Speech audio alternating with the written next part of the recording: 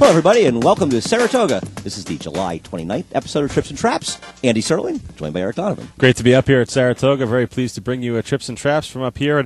And Saratoga, a lot of it's about two-year-old racing, and we're going to have plenty of two-year-olds for you on this show. Yes, we are. We're going to start out with a bunch of two-year-old races, horses running in the slop, because unfortunately we did have that rain early in the meet, but we think there's some interesting things. Well, we'll take a look at Malibu Cougar in here, the number 6 horse, breaking for Steve Asmussen in her debut in here, and we'll stop and highlight Malibu Cougar right there, the 6 horse in the bluer silks. This is a race that was one of the first two-year-old races we ran up here at the meet, and a lot of speculation about some of these firsters. Pace is hot up here, but Malibu Cougar settles into a decent spot up until the turn, and I think one of the things you have to consider when you're talking about this horse is that Steve Asmussen has done a tremendous job of second-time starters throughout the course of the last few years at Saratoga. Malibu Cougar will be a second-time starter next time out, and we're going to show you where the trouble comes up here on Malibu Cougar real shortly. Absolutely, and what happens here is that horse who's now dropping back to third starts to get out a little bit, and we're going to show the head-on later. Robbie Alvarado riding Malibu Cougar, I think, makes a tactical error when a horse is getting out in front of him by trying to go around him. It doesn't work out very well. No, it doesn't, and there's actually another horse that's going to fly right by Malibu Cougar and come up the inside here. Robbie would have been better off to just go inside at that time, but there's a horse already occupying that inside spot, kind of has to drift out a little bit, loses some more ground coming into the stretch here, and all in all, for a first-time starter, a race I think you can easily make a case and say, well, probably run a lot better next time. Right, it's probably a horse you could expect to run better regardless of the trouble. It's also a wet track, and I don't want to be too hard on Robbie. It's a very difficult situation that he was faced with, and you're making split-second decisions. Sometimes you look good, sometimes you don't. He ended up making the wrong one. This is a horse very reasonable to expect it to improve the second time, and just to give you a little more depth, we'll show you the head-on. Yeah, right about the 3/8 pole you see here, what happens is it starts to get a little traffic there, and the horse right in behind Robbie toward the inside behind the Malibu Cougar comes right up in and kind of loses that spot there. So a tough little spot that he was in there, but I think all in all, Malibu Cougar, you have to expect some improvement from next time out. Absolutely. It's reasonable to expect, considering that record, which we'll, of course, be giving out when we do the shows when Steve starts having second-time starting two-year-olds. It's been so impressive. We're going to move on. We're going to show another two-year-old race from opening day. This one was for winners. This was the Scholarville, and I'll let Eric go through the race with you, but I have a strong opinion about this entire race. Oh, we'll talk about the race first, and I think one of the things you have to consider is the winner, the 3 Let Me Go, who kind of breaks a little bit behind the rest of that front pack there. The plan was for her to be up on the lead. Instead, she's farther back, but I'm interested more in a couple of horses that are up on the front end. The 6, Show Me the Bling, and also the 4, Let's Get Fiscal. They're up fighting in this wicked pace. Let Me Go sitting just off them, and I think the greenness of Show Me the Bling is going to come into play here in a little bit, because Show Me the Bling kind of veers in a little bit coming into the turn, and that's going to, in turn, affect Let's Get Fiscal. We'll highlight them there. They're both toward the outside of the second-place finisher, eventual second-place finisher, Stop Spending Maria, who runs a big race in here. But all in all, things setting up pretty well for closers at this point. Right, and absolutely, there's no question the winner of this race had a very, very good setup to win the race, and because of the way the race set up, Let Me Go, getting left a little bit or sort of squeezed out a little beginning, helped this horse. I think Stop Shopping Maria ran the best race of anybody here, despite whether or not there was some greenness and some trouble. My general feeling, though, is this race was timed with an hourglass, and unless they all hated the slop, I don't want a single horse out of this race going forward anywhere.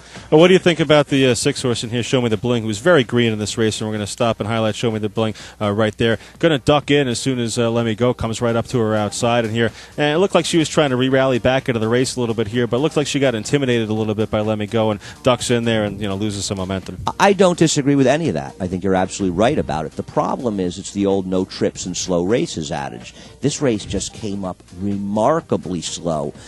Speed figures for this race were as low as you could believe for a race of this caliber. I just don't know if these horses are very good. I think moving forward, I might be interested in the 4, Let's Get Fiscal the most. Bumps a little bit there with the winner, Let Me Go at first. And I think it's in kind of a tricky spot for a 2-year-old in here.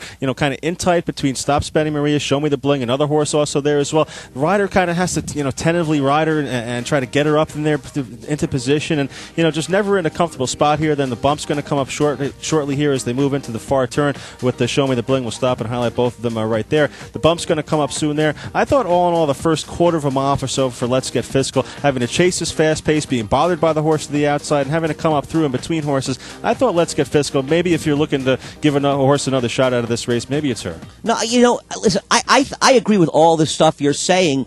Intrinsically, I think you're absolutely right about those things. My problem, I keep getting back to it, is what will this horse do going forward that'll elevate his performance? Unless they just all ran poorly, partly because of the wet track. Even all the trouble and the situation, I just think they're slow horses. It could be right, and especially as the 2-year-old season progresses, I think that's definitely a concern. If they're going to go in a race like the Spinaway on closing weekend here, then they're going to have to really step up their game a lot. You would hope so. I mean, there have been some fast 2-year-olds. The fast 2-year-olds, though, we've seen have been colts. So we haven't seen fillies that have been stepping their game up. But you have to believe at some point at this meet, there's a barn full of 2-year-olds around this racetrack. Barns full.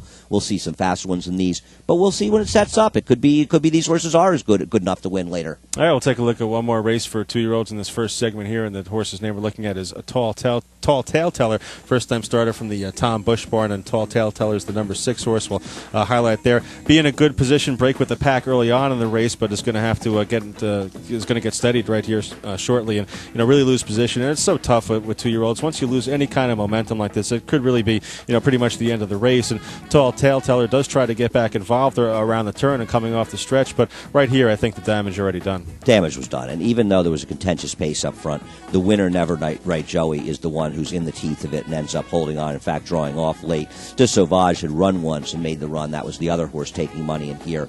But Tall Tale Teller is the one who's really betting this race, too, aside from the trouble. Because these connections, this horse could have been a big, big price. But this horse got bet and bet strongly and ended up, I think, the lowest price it ever was at exactly 7-2. And we can see Tall Tale Teller getting pushed out top of the stretch. And what I liked about the horse, aside from the fact that the money caught my eye, is that despite the trouble, and look, the horse still gets beaten a package in this race, almost 8 lengths, in fact, just exactly 8 lengths, still made a run in here and showed something. Didn't just concede and get beaten 25 lengths. Did enough running in this field that next time out, depending on who's in the race, Tall Tale Teller will run better. I think so. I think considering the wet track, considering the trouble on the backstretch, considering how wide the horse was around the turn, 3 things there you have to take a look at and say, well, I got to elevate Tall Tale Teller's chances next time out, even though it's a very tough name to say. No, I agree.